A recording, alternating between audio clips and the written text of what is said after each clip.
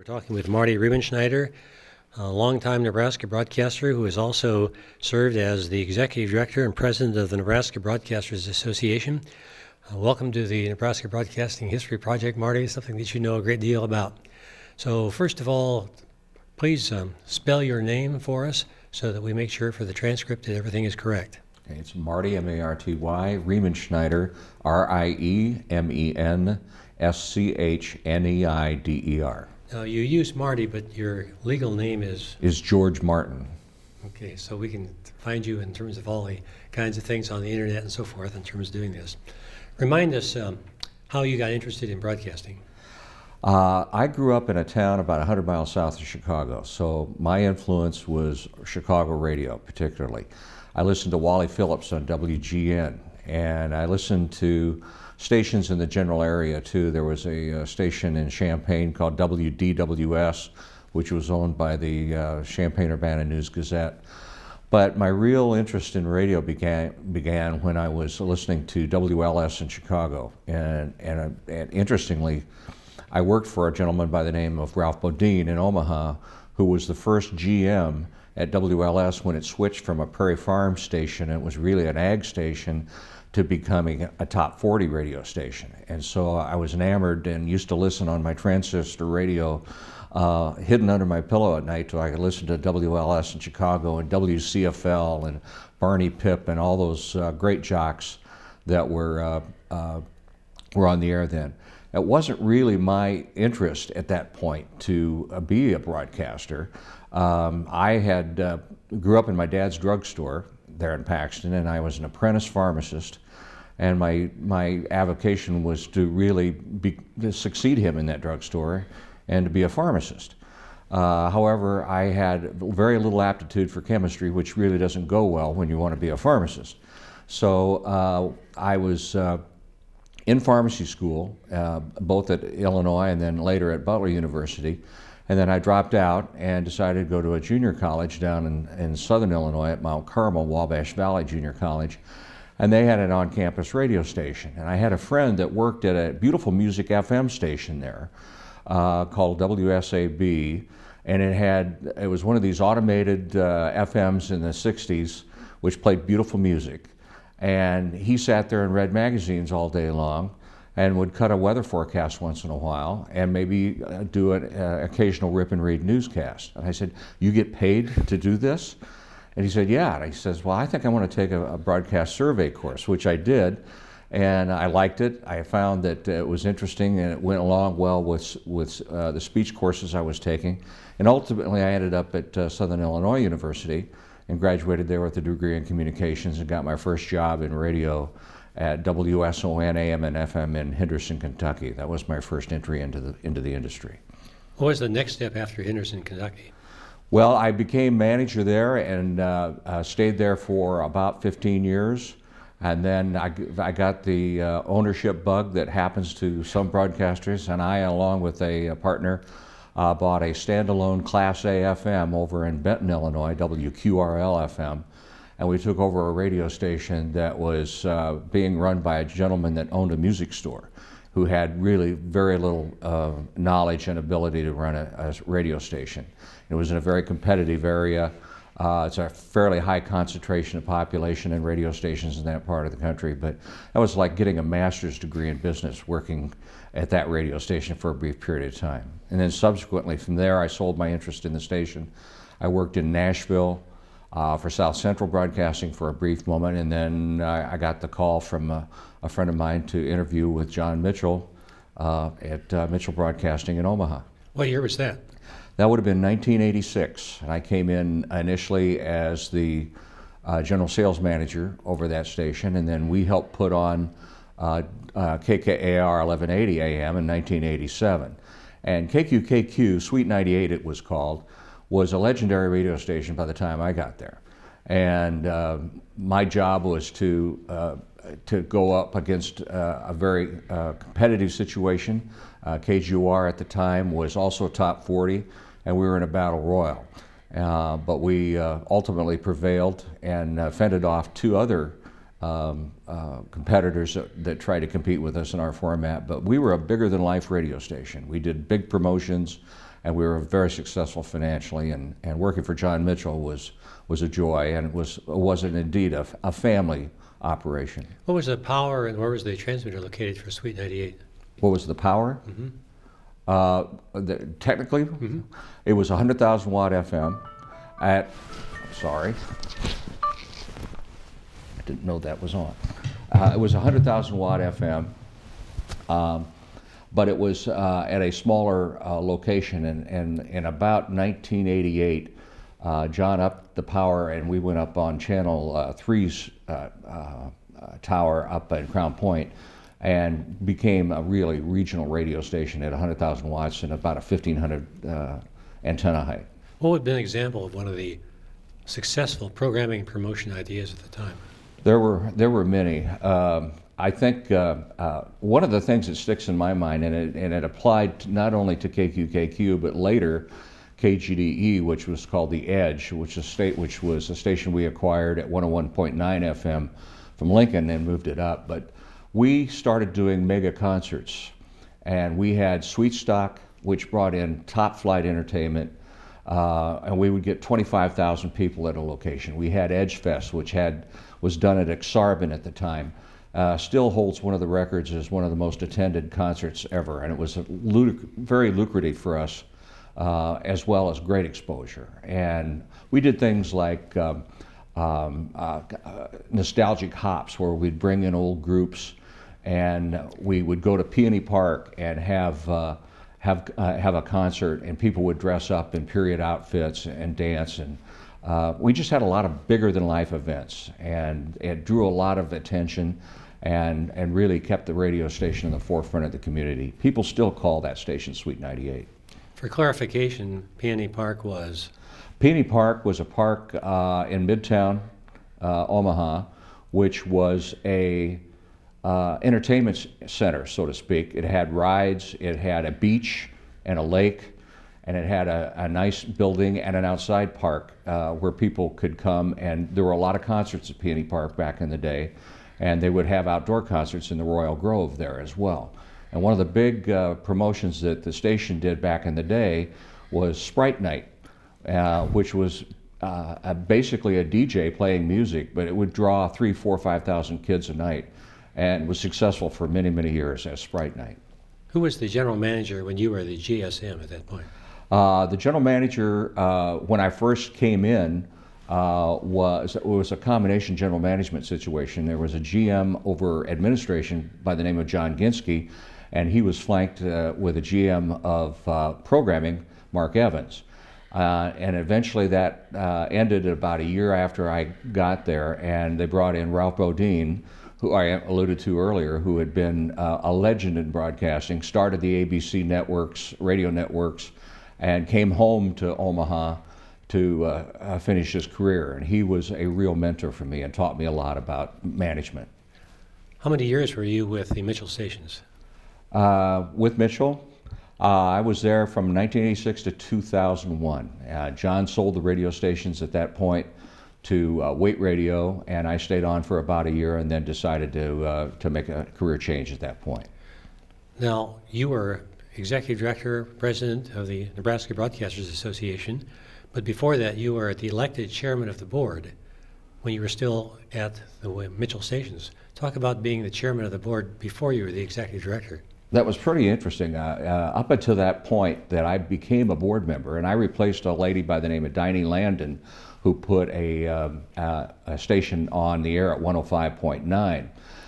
Diney sold her stations, and as a result of that, John Webster, who was the chairman of the NBA at that time, asked me to come on board as a board member. And I was on the board from 94 to 97 and became chairman in 1998, 99. And working with a great group of broadcasters. Prior to that, my focus had been primarily on Omaha radio and the Metro Omaha Radio Broadcasters Association, and I really had not been involved to much of a degree with outstate broadcasters. So it gave me a chance to interface with smaller market broadcasters and some great people, great broadcasters who have gone on to serve in their own right as board members and officers on the NBA, and that was really my beginning with the NBA. We had some great conventions. I think one of the landmark conventions we had was in 1999 when we had it at the Lead Lodge in Nebraska City, and it was an extremely well-attended convention with great speakers, and it was also the Hall of Fame was inducted Charlie Tuna into the Hall of Fame that particular event, and it was my first chance to meet somebody of that ilk. Charlie Tuna is Art Ferguson to some of us, who is in the Nebraska Broadcasters Association Hall of Fame. When you left the stations and became Executive Director of the Broadcasters Association, how long did you stay in that position? I came in 2002, and I remained till my retirement at the end of 2014. Talk about that particular period of time. Well, interestingly, I came into a situation where my predecessor, Dick Palmquist, who had been the executive director of the NBA from 1989 until his death in 2002, I didn't have a mentor. I had no one to talk to help find my way, and a certain Dr. Larry Walklin was extremely helpful in getting me up to speed. But one of the interesting things that I ran into was that Dick kept pretty much everything in his head.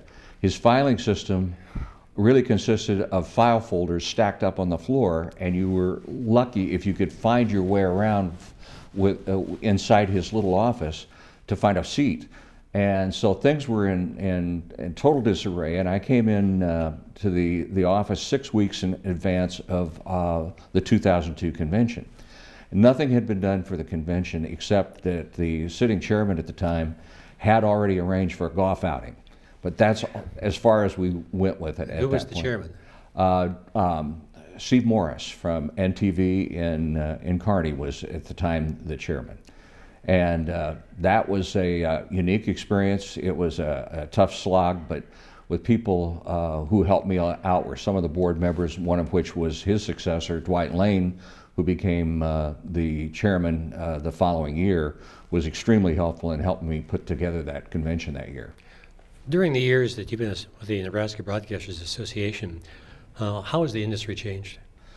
Well, the industry has become more depersonalized, I think, with the exception of small market radio. There are still mom and pop radio stations out in the greater part of Nebraska, and they're well run, and they're involved in their communities, and they do good radio. They serve their audiences.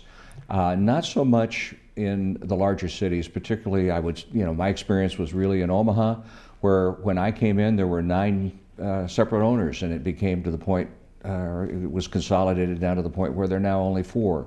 So there are less job opportunities in the market, there is more consolidation, and the product has become more homogeneous, I think.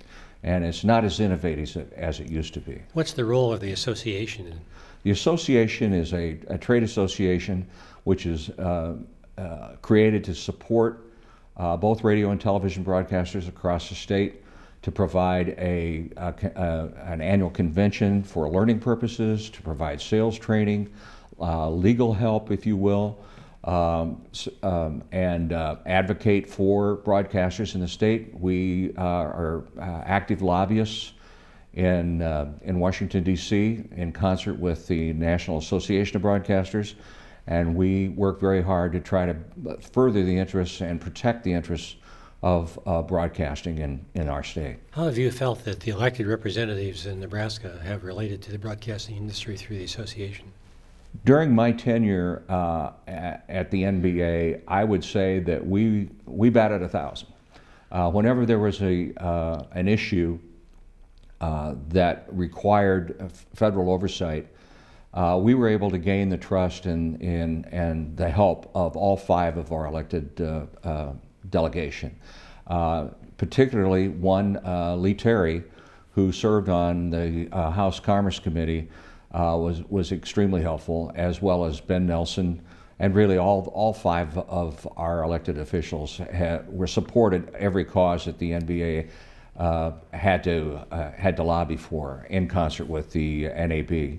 So our relationship was a very strong, good relationship with those people during the entire time that I was with the NBA. So I'm very well pleased with how they listened to our problems and how they acted on our issues. And sometimes they would do that unilaterally without us having to get too involved in a lobbying process. They just knew that it was for the best interests of broadcasting in Nebraska to advocate for us. Now, one of the NBA sponsored issues or programs that preceded your time as executive director, but was very important during that time, was the Governor's Call-In Show. Talk about the association as part of the Governor's Call-In Show. Well, for many years, our Governor's Call-In Show was the only Governor's Call-In Show of its time, and it still is probably one of the few that remains on a monthly basis. There are 33 or 34 radio stations that continue today across the state to air this public service program on behalf of the governor. It started with Ben Nelson, and it continued from his governorship all the way through to the current governor, Ricketts, who has opted to continue the program. And it is a well-respected show. I think it is appreciated greatly by the governors for them to be able to reach out to the constituents and have the constituents talk to them on a one-to-one basis with their concerns. And our phones fill up every time that show comes on the air, and there's no shortage of people that want to talk to the governor. Besides the governor, what connections does the association have with other elected officials at the state level? Well, besides the governor, we have worked with the lieutenant governor's office primarily through the emergency management system. We sit on the EAS committee, and we have also done things with the Amber Alert program. I was on the board and actually was the executive director when broadcasters formed the public-private alliance with Amber Alert. And so we've worked with the lieutenant governor on that, and the head of NEMA, the state patrol, and other government entities with respect to getting information out, including weather information, which is very important in this state. What about dealing with state senators or state treasurers, state attorney general, things like that? We've, well, the Amber Alert program is really done through the auspices of the Attorney General, so we've dealt with them on a few occasions. The state Senate, the senators, our interfacing has been somewhat limited there because most of the issues that are in front of our broadcasters are of national concern. They're a federal concern, FCC, if you will. The few times that we've had much interfacing with the state government was really regarding an ad tax, if you will, an ad tax on, or a tax on advertising in the state, and we've been able to, in conjunction with our lobbying partners, been able to stave that off. But generally, most of the efforts that we've had in lobbying have always been on the national level. Talk about the NCSA program as far as the association is concerned. Well, the NCSA program, which is now called PEP, Public Information or Public Education Partnership, was started many years ago, considering that stations had leftover inventory that was not sold. Well, it was created in order to allow the NBA to take some of that inventory that was donated on the part of the member stations and sell to nonprofits, also to governmental bodies, advertising time that was unused, and provide a way of conveying information to the public for a cost, on a very cost-effective basis. By virtue of the participation on the part of both radio and television stations across the state, it gave us an income stream the likes of which we had not seen before.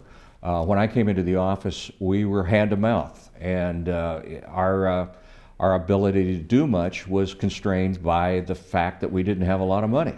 And we have, over those last 12 years, been able to build up our war chest and create a reserve so that we can do some things with that money that have that benefit both broadcasters and our education.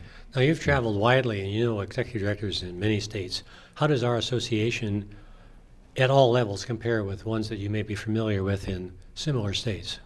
We'd like to think that we are as good, if not better than most, because we are first and foremost broadcasters. The people who have headed up this organization over the last few years have been broadcasters, so they understand the broadcast business. They understand what it's like to look at a profit and loss statement and try to be profitable and to be aware of the concerns in the day-to-day operation of a broadcast facility. So for that reason alone, I think it gives us a leg up. We provide many of the same kind of services other states do, but I think it's our personal involvement in knowing both the small market and large market broadcasters, being empathetic to their concerns and providing for those broadcasters that makes us a good organization. And we've generally been seen as one of the more innovative states from a state association. Now, one of the things that you were able to accomplish when you were executive director is a sharp upgrading in the Nebraska Broadcasters Association Hall of Fame website. Talk about how you did that, why you did that, what the result is. Well, prior to more recent years, our Hall of Fame was something that you saw on paper. We didn't have a presence, much of a presence other than a plaque here at the university. One of the things that we could provide as broadcasters, that we do retrospective tribute videos on all our more recent inductees. And as a result of that, we have a living history, if you will, of the induction ceremony and a tribute for each one of those inductees. It was started later, I think it was back in the late 70s, maybe early 80s, and we've continued that. Well, we had that on video, but we didn't do anything with it. We just had it stored in a room. It was my thought that maybe we should try to put this up in some fashion where the public could view it on demand. And we created a section of our website when we upgraded our website so that all these videos and bios, if you will, are now available on those on that website. And we still continue to work on it. We still have some old videos that we've never been able to put together, but plan on doing so. And unfortunately, some of the early inductees did not have videos at that time. But we do have bios and pictures of each and every inductee into our Hall of Fame. What have we not talked about that you would like to put on the record? I am concerned about how we're trying to grow new broadcasters in our industry. Because of consolidation, because of economics of running a radio station, you don't have a kid that works overnights anymore. You don't have somebody that runs a board from 6 to midnight. So there's not a feeder system into our industry like there used to be. And with the fragmentation that's happened in our industry with respect to social media and internet, we don't have the drawing power as an industry, particularly with radio, that we used to have. And I think we're going to have to try to grow our broadcasters again. We're going to have to reach down into grade schools and high schools and find those kids that have an interest in our industry so that we can continue to grow our industry and to provide new innovative ways of doing things in our industry and bring new people into our industry. And to that end, I might add that the NBA has become active in that. It is now beginning to reach out into the grade schools and high schools to see if we can try to add a feeder system and to grow new broadcasters. It's a concern that if we need to do that. We have to be proactive. Thank you very much. We've been talking with Marty Reimenschneider, the Executive Director of the Nebraska Broadcasters Association from 2002 until 2014, and a person who will be inducted into the Nebraska Broadcasters Association Hall of Fame in August of this year. Thank you, Marty. Thank you, Larry.